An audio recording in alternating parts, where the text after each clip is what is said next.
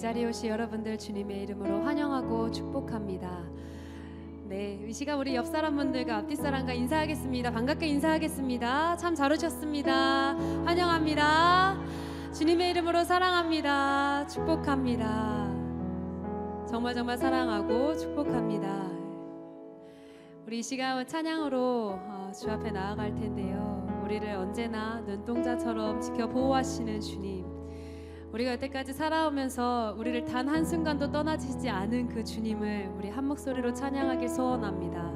우리 같이 찬양합시다. 하나님은 너를 지키시는 자.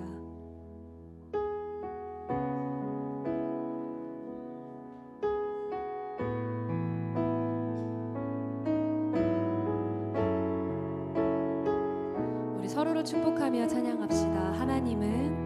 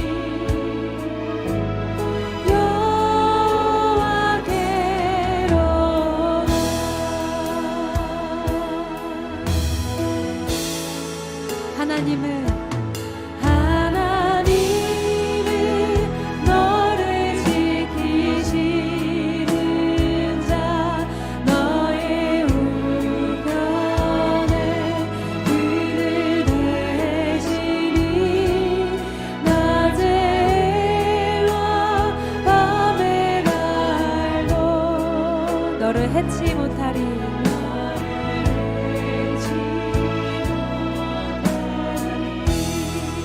하나님은 너를 지키시는 자, 너의 환난을 면케하시니 그가 너를 지키시리라.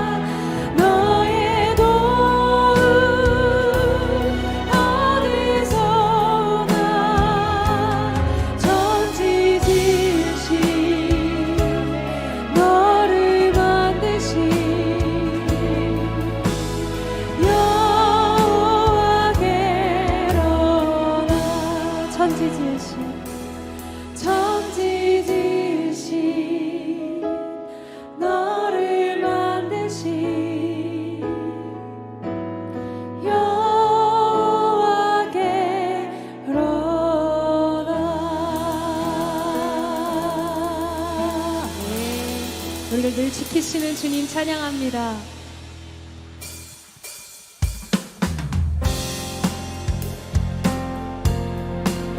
우리의 어둠을 빛으로 밝히실 주님을 찬양하며 나아갑시다. 주님의 음성에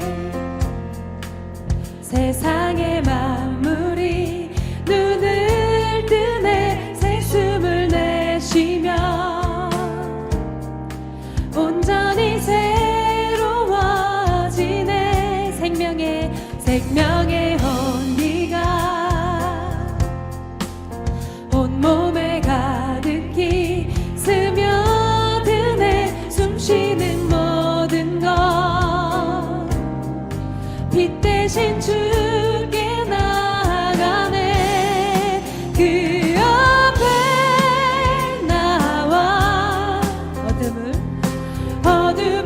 벗어버리리. 주님의 사랑 나의 삶을 숨쉬게 하네. 그 앞에 나와 우리의 어둠을 벗어버리리. 주님의 사랑 나의 삶을 숨쉬게 하네. 생명의 주 찬양해. 여러분 조금 익숙해지셨나요? 우리 다시 처음부터 찬양합시다. 주님의 음성에 세상의 만물이 눈을 뜨네. 새 숨을 내쉬며 온전히 새로워지네. 생명의 온기가 온몸에 가득히 스며드네. 숨쉬는 모든 것 빛 대신 주께 나가네. 그 앞에 나와 어둠을 벗어버리리. 주님의 사랑 나의 삶을 숨쉬게 그 앞에 나와 우리의 모든 어둠을 벗어버리리. 주님의 사랑 나의 삶을 숨쉬게 하네. 생명의 주 찬양해.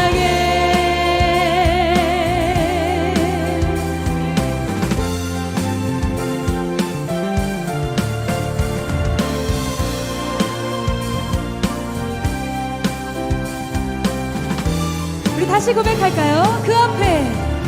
그 앞에 나와 어둠을 벗어버리리. 주님의 사랑 나의 삶을 숨쉬게 하네. 그 앞에 나와 어둠을 벗어버리리. 주님의 사랑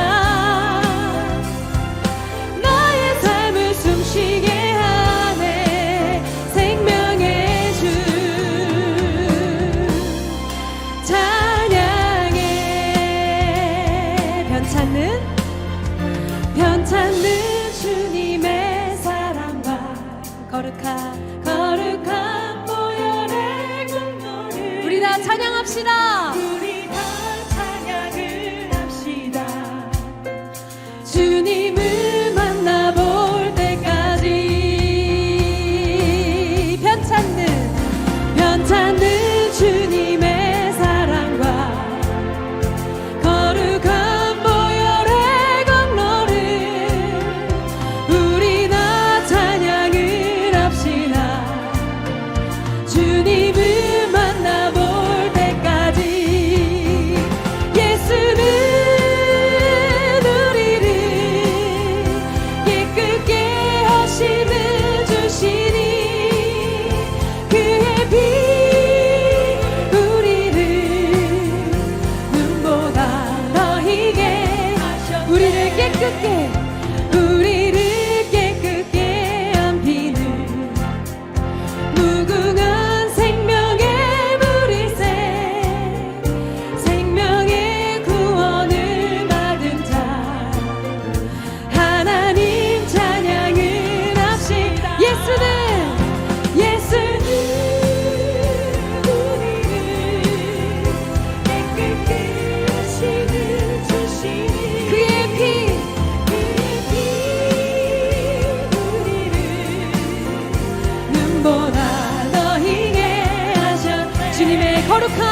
주님의 거룩한 노열을 날마다 우리 입술로 간증합시다.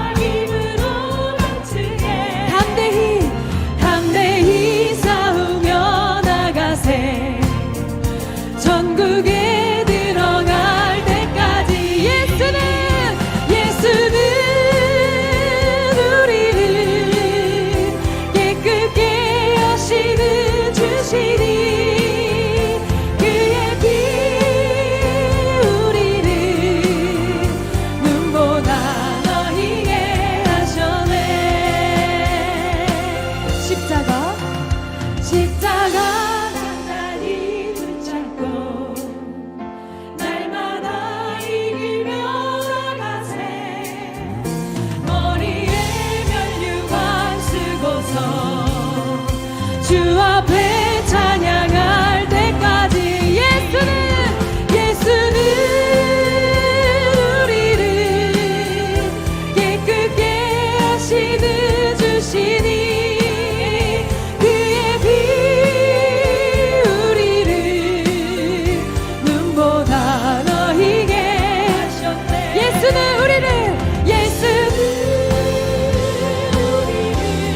우리를 어둠에서 밝히시고 우리의 짙은 죄를 사하여 주시는 주님을 찬양합니다.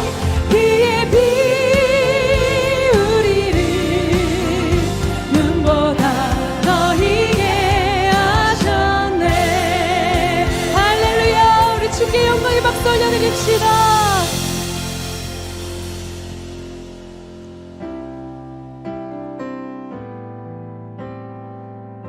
우리를 죽음에서 구원하신 그분을 우리 세상 끝날까지 찬양하며 나아갑시다. 우리 같이 찬양합시다. 세상 다 변하고 세상 다 변하고 이 삶의 끝이 와도 주 없이 살 수 없네. 주만이 내 영광 변치 않는 진리 주 없이 살 수 없네. 세상 다 변하고 세상 다 변하고 이 삶의 끝이 와도 주 없이 살 수 없네. 주만이 내 영광 변치 않는 진리 주 없이 살 수 없네. 내 주 없이 살 수 없네. 내 주 없이 살 수 없네. 내 인생에는 내 삶에서만 내 주 없이 살 수 없네.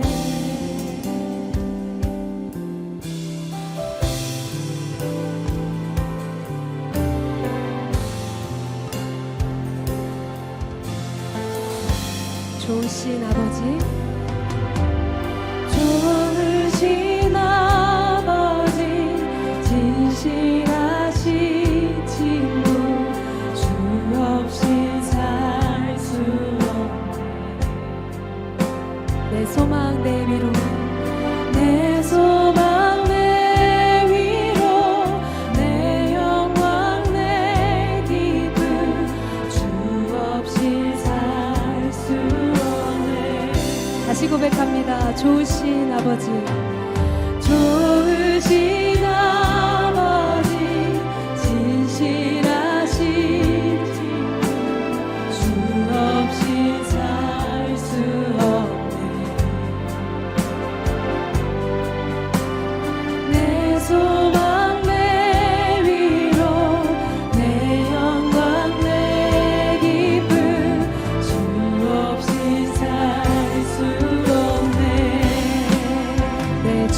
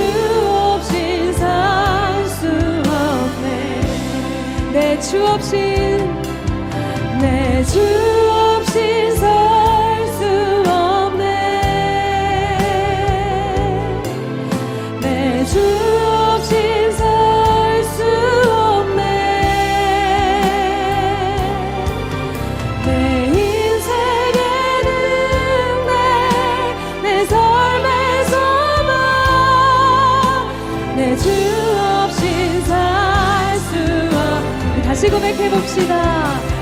내 주 없이 살 수 없네. 내 주 없이 살 수 없네. 우리의 인생의 등대를 대신 주님 찬양합니다. 내 삶에서만 내 주 없이 살 수 없네.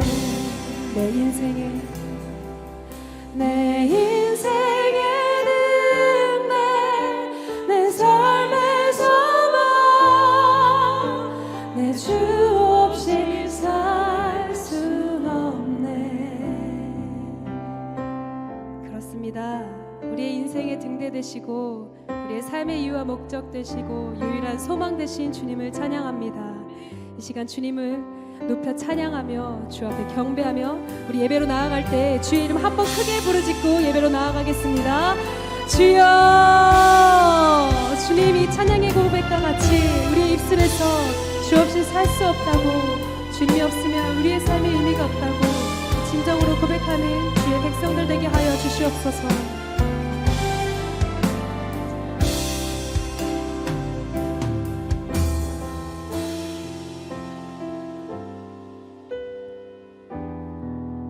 예수님만이 우리의 삶의 소망이 되시고 예수님의 은혜가 없이는 살 수가 없어서 우리가 이 시간 주님 앞에 나와 주님을 예배하오니 하나님, 이 시간 우리의 마음을 붙잡아 주시고 주의 위로의 손으로 안수하여 주시며 오직 우리가 주님만 바라보고 주님 앞에 영광 올려드리는 예배로 나아갈 때에 이 시간 우리에게 부어주시는 하나님의 놀라운 은혜와 그리스도로부터 흘러나오는 참된 안식과 평안이 우리 가운데 충만히 임하는 시간 되게 하여 주시옵소서.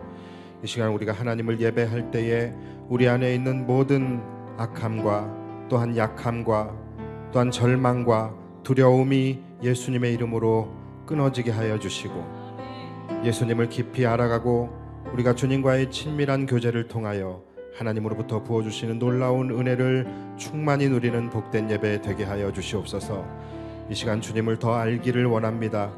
주님을 더욱더 간절히 사모하며 갈망하며 나아가오니 하나님, 오늘 이 시간 가운데 예배의 기쁨과 충만함을 회복시켜 주시옵소서. 감사드리며 예수님의 이름으로 기도하옵나이다. 아멘.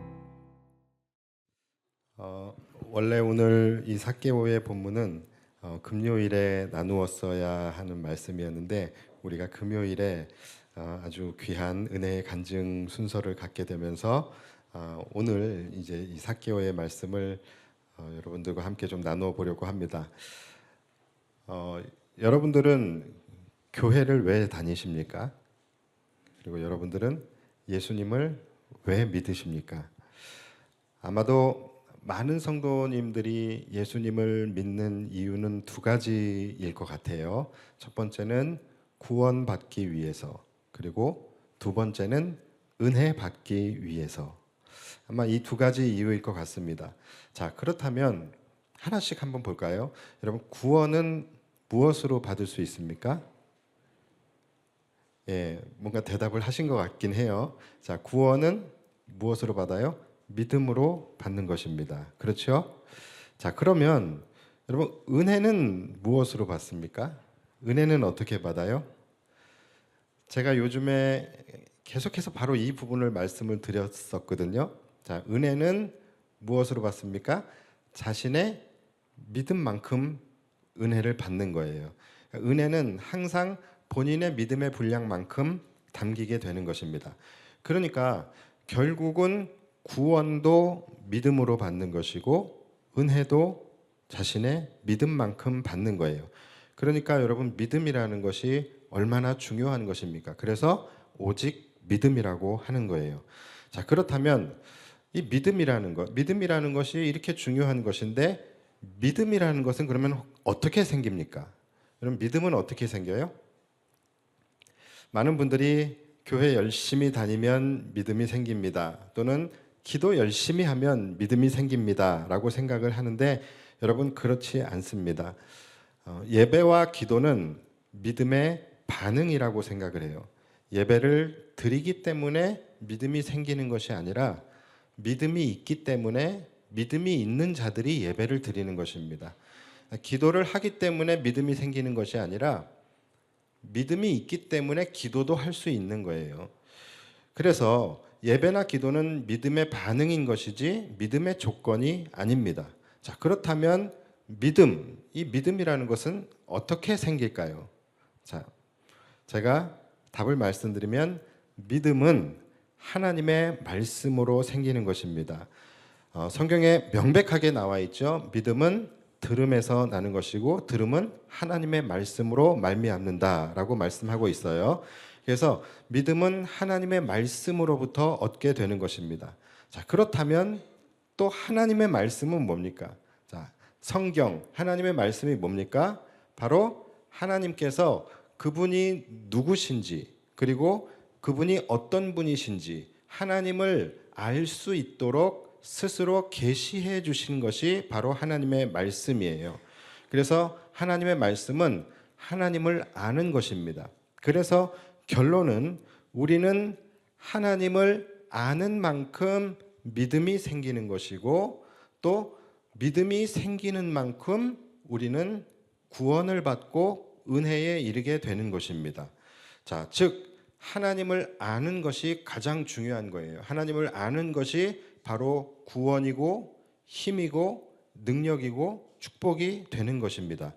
우리가 지난 금요일에 권호중 씨의 간증도 들었지만 그가 어떻게 그렇게 훌륭한 믿음이 생긴 겁니까? 결국은 하나님의 말씀이에요. 그가 하나님의 말씀을 읽고 묵상하는 가운데 그 안에 믿음이라는 것이 생기게 되었고 그 하나님의 말씀을 통하여 그 믿음으로 그의 삶의 방향과 방식이 달라지게 되고 그렇게 되니까 그의 영혼에 구원이 임하게 되고 그의 삶에 은혜가 임하게 된 것입니다. 그래서 여러분 하나님의 말씀만큼 중요한 것이 없습니다. 지금 각 선교회별로 아마 그 내년도 큐티 신청을 지금 하고 있는 것으로 아는데 여러분 큐티를 포기하는 것은 하나님의 말씀을 포기하는 것이고 하나님의 말씀을 포기하는 것은 믿음을 포기하는 것이고 믿음을 포기하는 것은 은혜를 포기하는 것입니다. 여러분 꼭 큐티 신청을 해주셔야 돼요. 자, 우리가 하나님을 알아간다라는 것은 너무나도 그래서 중요한 거예요. 하나님을 알아간다라는 것은 믿음이 자라간다라는 것이고 믿음이 자라간다라는 것은 우리의 삶에 은혜가 쌓여간다라는 말인 거예요. 그래서 은혜는 내 믿음만큼 담기게 되는 것입니다. 자, 그렇다면 하나님을 안다라는 것, 하나님을 아는 것, 이것은 정확하게 무슨 말일까요? 그것은 어떤 의미일까요? 첫 번째는 지식으로 아는 것입니다.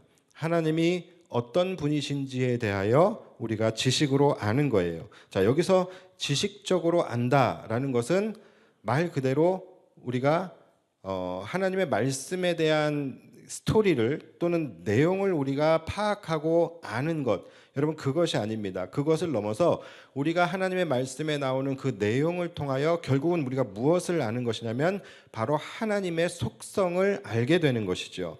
성경에 나오는 스토리를 통하여 우리는 하나님이 어떤 분이신지 그리고 하나님이 하신 일이 무엇이며 어떨 때 하나님은 기뻐하시고 어떨 때 하나님은 슬퍼하시는지 어떨 때 하나님은 반응하시고 어떨 때 하나님은 침묵하시는지 어떨 때 하나님은 은혜를 주시고 어떨 때 하나님은 징계를 주시는지 또 하나님은 우리가 어떻게 살기를 바라시고 또 우리를 향한 계획이 무엇이며 우리를 통하여 하나님은 무엇을 이루기를 원하시는지 이러한 하나님에 대한 전반적인 모든 것과 그분의 속성 그것을 아는 것 이것이 하나님을 아는 것이고 이것이 우리가 지식적으로 아는 것입니다. 소위 하나님을 머리로 안다라고 이야기를 하죠. 그런데 많은 분들이 하나님을 머리로만 아는 것은 잘못된 것이라고 생각을 해요. 그런데 여러분 그렇지 않습니다. 하나님을 머리로 또는 지식으로 아는 것도 굉장히 중요한 것입니다. 왜냐하면 그것이 우리의 믿음의 첫 단추이기 때문에 그래요. 하나님을 머리로 아는 것, 지식으로 아는 것, 여기서부터 하나님을 아는 것이 시작이 되는 거예요. 우리가 잘 알고 있는 욥과 같은 경우에도 그렇죠. 욥기를 보시면 욥기 42장에 가서야 그가 뭐라고 고백을 하냐면 내가 주께 대하여 귀로 듣기만 하였사오나 이제는 눈으로 주를 배움나이다, 이렇게 고백을 해요. 그러니까 여러분, 우리가 진정으로 주님을 알기 원하고 진정으로 주님을 만나기 원한다면 가장 먼저 우리 안에 하나님에 대해서 귀로 듣는 시간이 있어야 된다라는 거예요. 우리가 예배를 드리는 것도, 교회를 나오는 것도 그렇잖아요. 처음부터 믿음을 충만히 가지고서 교회 나오는 경우가 있습니까? 그렇지 않지요. 일단 교회부터 나와야지 그 다음에 믿음이라는 것이 생기게 되는 것입니다. 교회를 다닌다고 다 믿음이 있는 것은 분명히 아니에요. 그러나 교회를 나와야지 믿음이 생길 수 있는 것이죠. 이것처럼 여러분, 하나님을 우리가 지식적으로 안다고 해서 그것이 다 우리의 믿음이 되는 것은 아닙니다.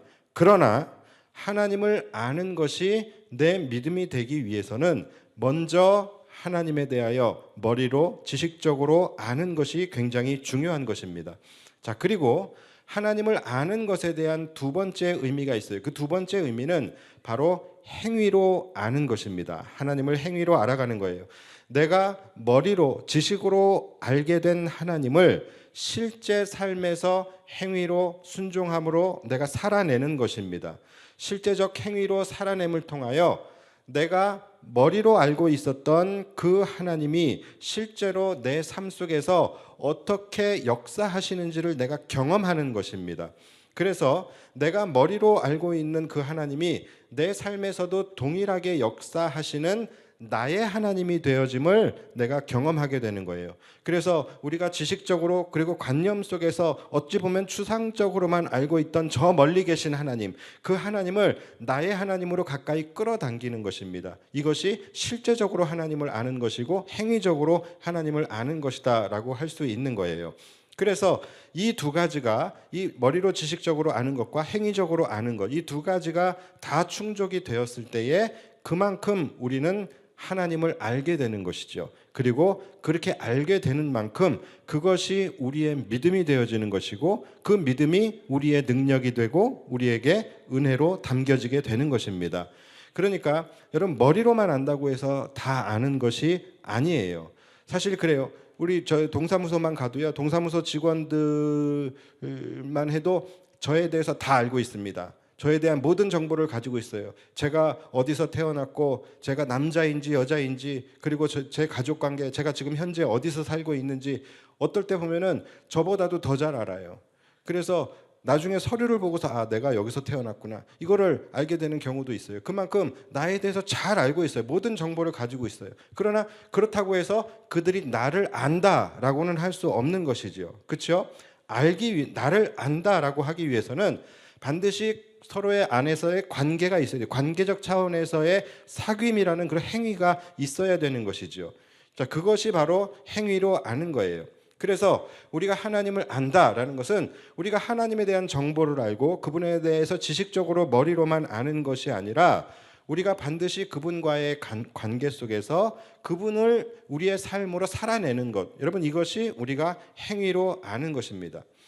자, 삭개오라는 사람이 오늘 본문에 나와요. 여러분 잘 알고 계시는 사람일 거예요. 자, 그에 대해서 잠깐 소개를 하자면 그는 유대인이었습니다. 유대인이었지만 그와 동시에 유대인의 원수였어요. 유대인들이 대적하는 사람이었습니다.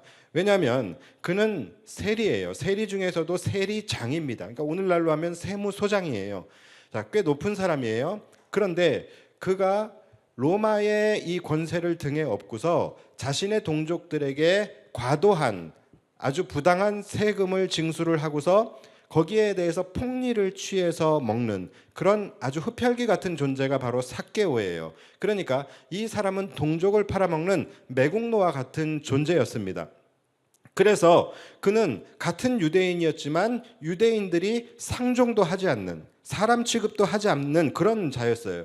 그러니까 우리나라로 따지면 일본의 앞잡이 정도 되겠죠. 그런 사람이었습니다.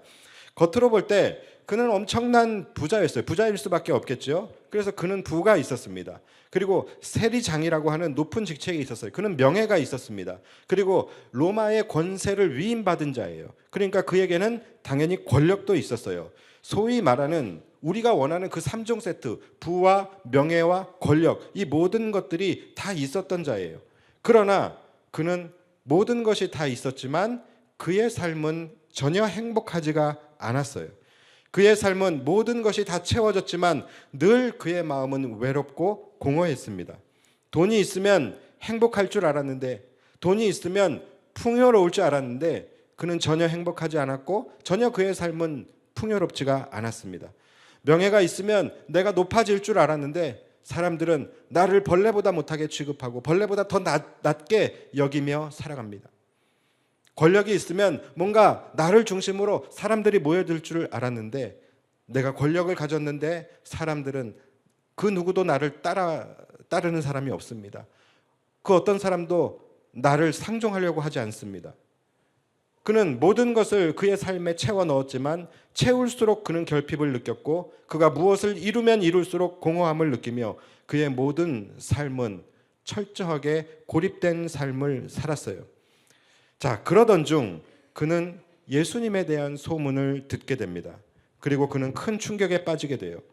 예수님이란 분은 자신과 오히려 정반대의 삶을 살아가고 있는 것 같은데 자신이 그토록 원했던 모든 것들을 다 이루며 사시는 거예요.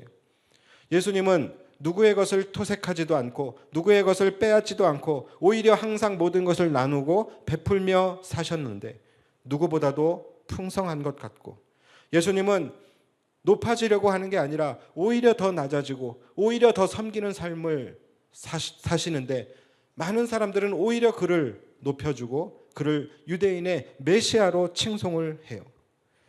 예수님은 누구에게도 군림하지 않으셨는데 사람들은 그를 따르고 그가 어딜 가든 예수님을 중심으로 사람들이 모여드는 거예요.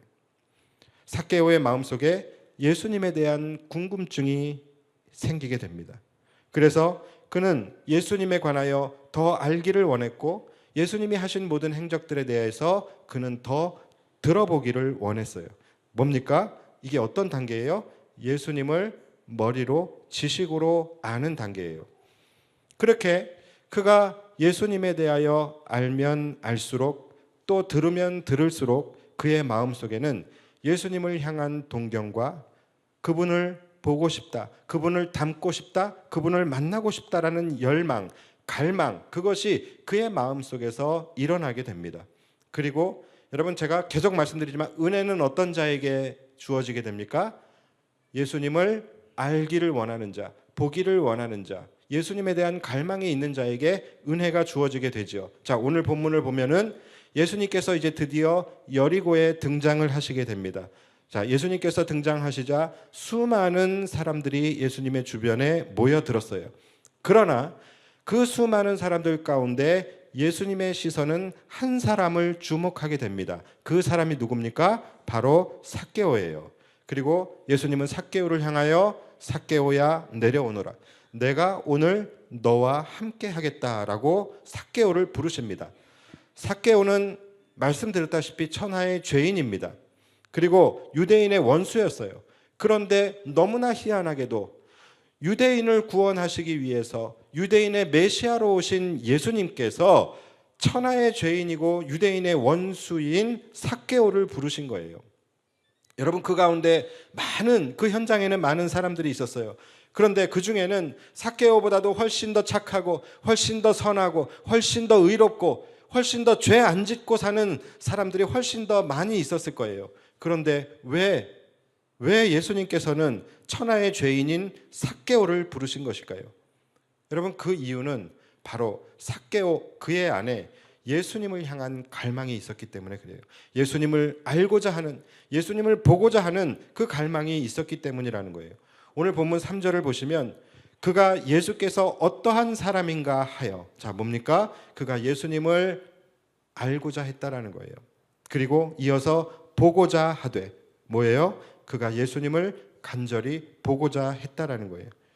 여러분, 이 삭개오라는 사람이 비록 유대인의 원수고 그리고 너무나 많은 죄를 지은 죄인이었지만 수많은 사람들 중에서 예수님께서 그를 주목하시고 그를 선택하시고 그를 부르시고 그에게 은혜를 주신 이유는 그가 예수님을 간절히 알고자 했고 간절히 보고자 했기 때문이라는 것입니다. 여러분, 이것은 굉장히 중요한 말씀이에요. 여러분이 정말로 은혜 받기를 원하신다면 이 말씀을 간과하시면 안 되는 거예요. 그 현장에 수많은 사람들이 있었어요. 맞습니다. 그 중에는 삭개오보다 훨씬 뛰어난 사람, 삭개오보다 훨씬 착하고 선하고 의롭고 삭개오보다 죄가 없는 사람들이 아마 태반이었을 거예요. 그런데 그러함에도 불구하고 그들이 예수님을 보기 위해서 나온 이유가 뭐냐라는 거예요. 그들이 예수님을 보기 위해서 나온 이유는 뭐예요? 예수님에게 무엇을 얻을까요? 다 각자 자신의 필요를 채우기 위해서 예수님께 나왔다라는 거예요. 어떤 사람은 눈을 뜨기 위해서, 어떤 사람은 병을 고치기 위해서, 어떤 사람은 굶주림을 해결하기 위해서, 어떤 사람은 예수님이 행하시는 기적을 구경하기 위해서 그렇게 예수님 앞으로 나아온 거예요. 그러나 삭개오는 아니었습니다. 삭개오의 관심은 예수님이 주시는 것이 아닌 바로 예수님 자체였습니다. 그는 순수하게 예수님이 알고 싶었고 예수님이 보고 싶었던 거예요. 여러분, 왜 예수님께서 삭개오를 주목하셨는지, 왜 예수님께서 삭개오를 부르시며 그에게 은혜를 베푸셨는지 여러분 이제는 아시겠습니까? 이해가 되십니까?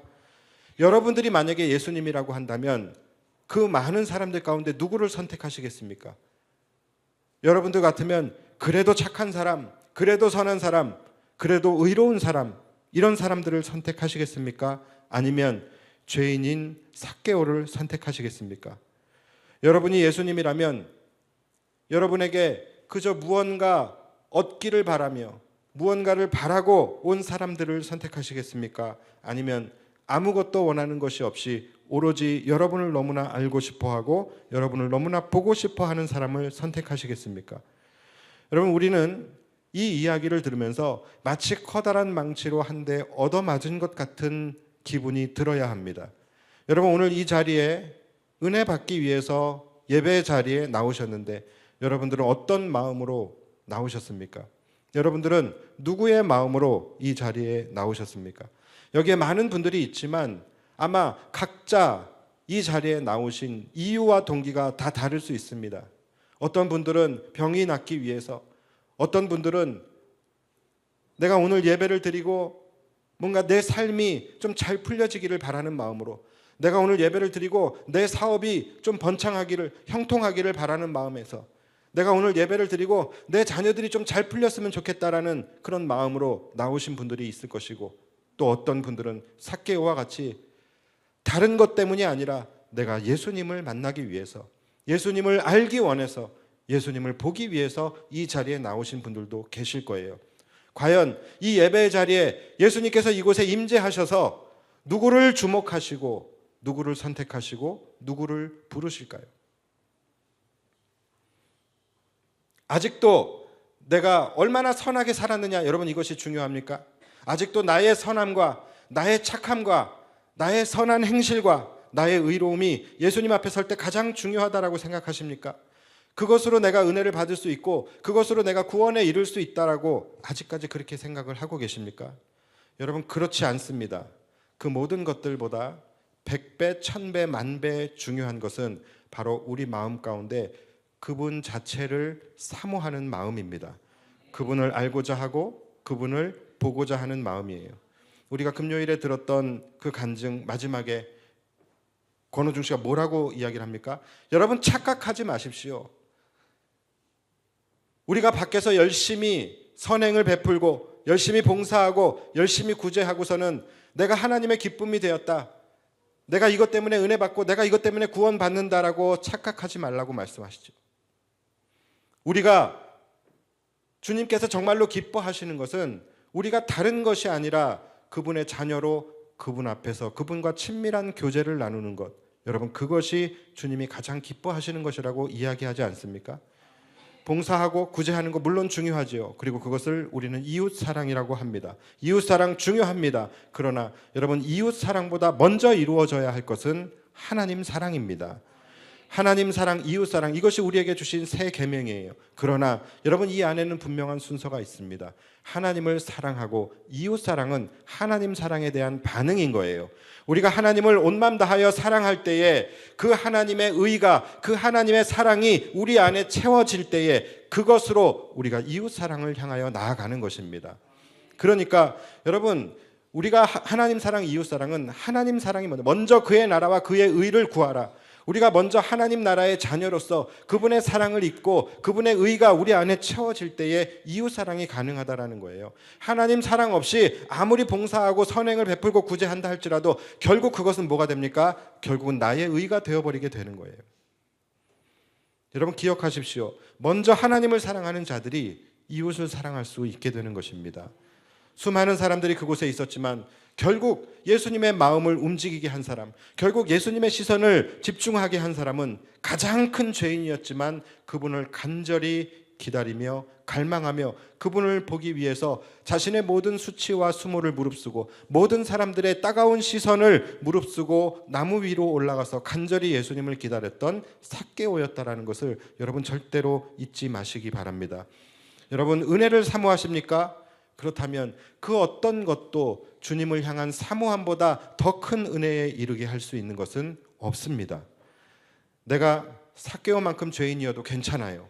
여러분 지난 한 주간 삭개오보다 훨씬 더 많은 죄를 짓고 삭개오보다 훨씬 더 악하게 살았어도 괜찮습니다. 오늘 이 자리에 나오셔서 삭개오와 같은 마음으로 여러분 예수님을 알기를 원하시고 예수님을 보기를 원하십시오. 사실 우리의 삶이 바로 삭개오의 삶 아닙니까?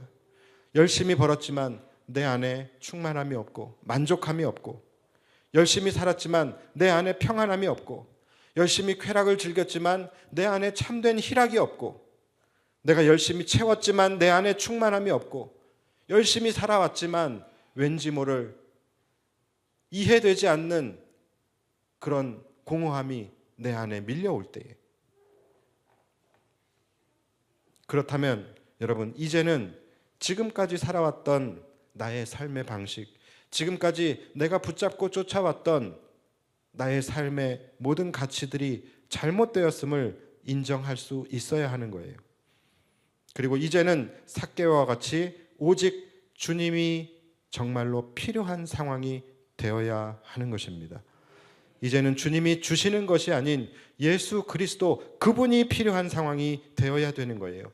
이제는 우리 안에 주님을 알고자 하고 주님을 보고자 하는 그 갈망이 우리 안에서 일어나야 할 때라는 것이죠. 사랑하는 여러분, 가장 축복된 사람, 가장 빨리 은혜에 이르는 사람은 어떤 사람인지 아십니까? 바로 가장 빨리 자기를 부인할 수 있는 사람이에요.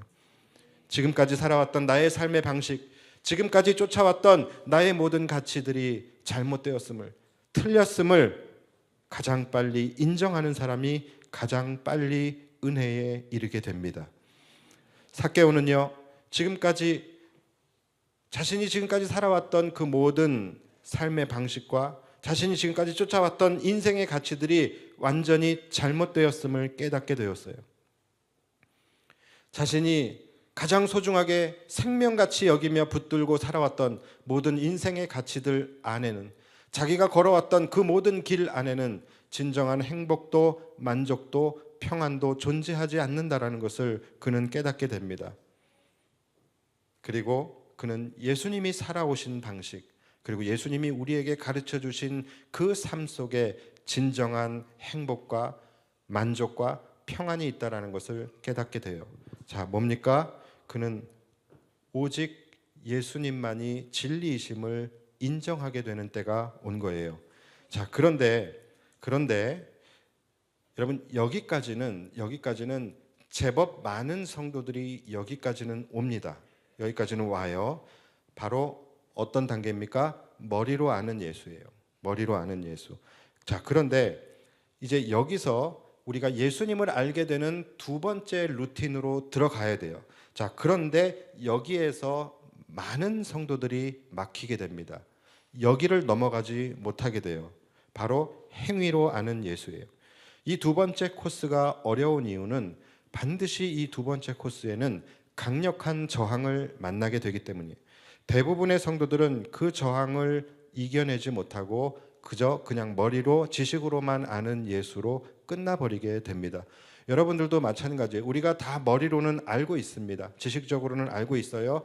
예수님만이 진리이시라는 것, 예수님만이 모든 행복의 근원이시라는 것을 우리는 다 알고 있습니다. 그걸 알기 때문에 이 자리에 계시는 것이고요. 자, 그런데 우리가 예수님께 이제 행위적으로 나아가기 위해서는 나아가야 하는데 이제 저항이라는 것을 부딪히게 돼요. 그런데 그 저항을 우리가 이겨내지를 못해요. 그러다 보니까 우리가 머리로 아는 지식이 믿음이 되어야 하고 그 믿음이 능력이 되고 은혜가 되어야 되는데 막혀버리게 되는 거예요. 그래서 머리로 안 예수님이 믿음이 되지 못하고 믿음이 되지 못하니까 은혜로 나아가지 못하게 되는 것입니다. 자, 그렇다면 오늘 삭개오를 한번 보겠습니다.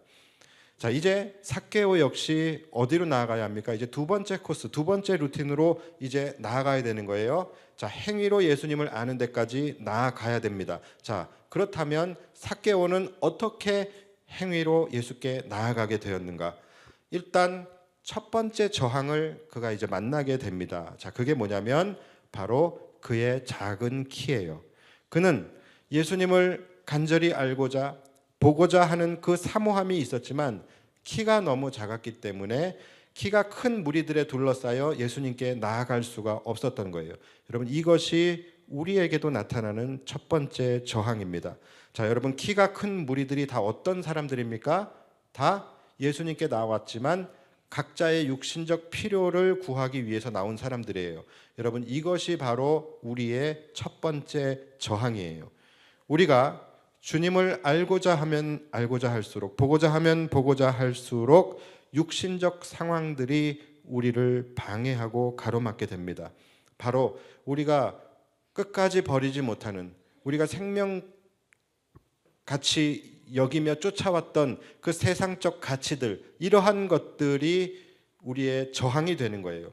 여러분, 이것은 예수님도 마찬가지였습니다. 예수님도 공생애를 처음 시작할 때 가장 먼저 사단의 저항을 받게 되죠. 그래서 사단에게 세 가지의 시험을 받게 됩니다. 이 세 가지의 시험의 이 내용이 뭡니까? 바로 육신의 정욕, 안목의 정욕, 이생의 자랑에 대한 시험이에요. 즉 우리가 그렇게 붙잡고 가고 있는 부와 명예와 권력에 관한 저항을 받으신 거예요.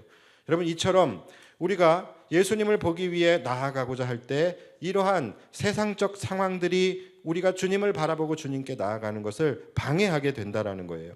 그런데 여러분, 여기서 포기하면은 우리는 은혜로 나아갈 수가 없게 되는 거예요.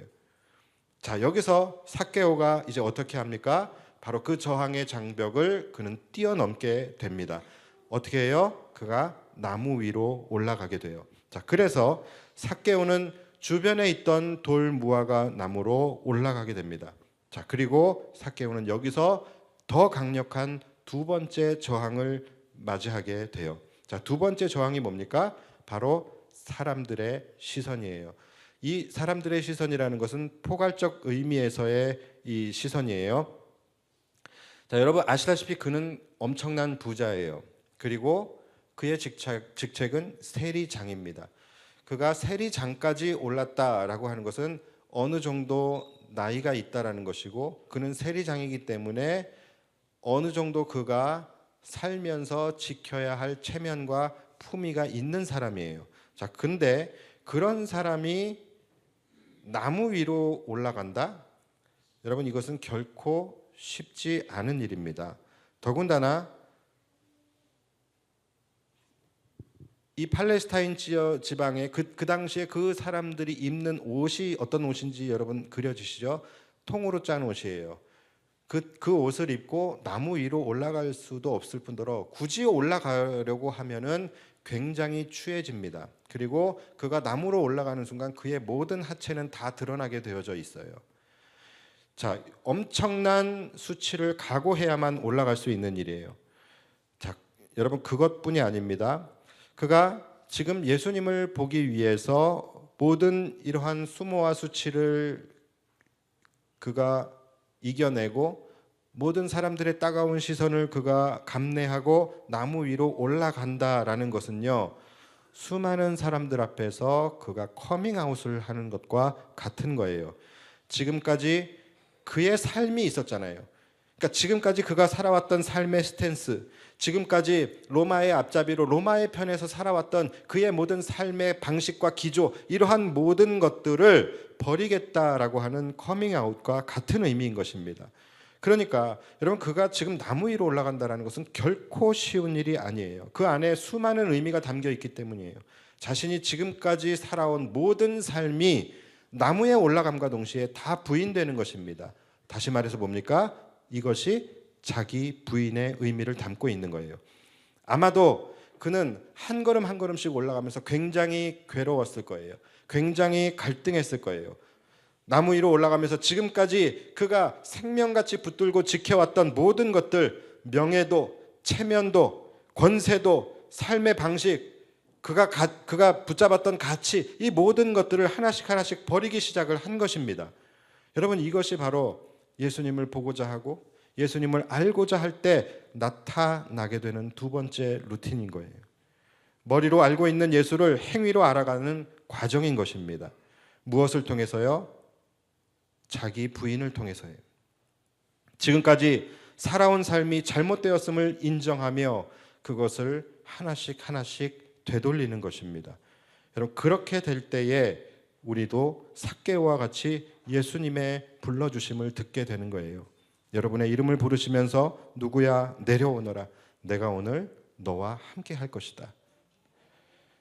그렇게 우리는 머리로만 알던 예수님, 지식으로만 알던 예수님을 이제는 나와 관계하는 예수님, 나의 예수님으로 우리는 맞이할 수 있게 되는 거예요. 여기까지 나아가야 된다는 거예요. 그리고 삭개오는 예수님을 만났어요. 그리고 예수님을 만난 후에 그는 가장 그가 소중하게 여기고 붙잡고 있던 마지막 것을 이제 내려놓게 됩니다. 그것을 부인하게 돼요. 그것이 뭡니까? 바로 그의 재물, 그의 소유예요. 오늘 본문 8절을 보시면 삭개오가 서서 주께 여짜오되 주여 보시옵소서, 내 소유의 절반을 가난한 자들에게 주겠사오며 만일 누구의 것을 속여 빼앗은 일이 있으면 내 갑절이나 갚겠나이다. 자, 재산의 반을 가난한 자에게 주겠대요. 그리고 혹시라도 만일 누구의 것을 토색하여 빼앗은 것이 있다라고 한다면 거기에 4배나 갚겠다라고 이야기를 합니다. 자, 여러분, 여기서 이 포인트를 놓치지 마십시오. 모든 선행과 구조는 아까 말씀드렸다시피 예수님을 만난 후에 반응으로 나타나게 되는 거예요. 자, 그렇다면 그가 예수님을 알게 되고 예수님을 만나고 왜 그가 그렇게 소중하게 여겨왔던 자신의 부와 명예와 권세를 버릴 수 있었을까요? 그가 왜 자신이 그렇게 생명처럼 소중하게 여겼던 가치들을 갑자기 배설물로 여기게 될 수 있었을까요? 자, 그 이유는 바로 빌립보서 3장 말씀에 그 답이 있습니다. 제가 읽어드릴게요. 그러나 무엇이든지 내게 유익하던 것을 내가 그리스도를 위하여 다 해로 여길 뿐더러 또한 모든 것을 해로 여김은 내 주 그리스도 예수를 아는 지식이 가장 고상하기 때문이라.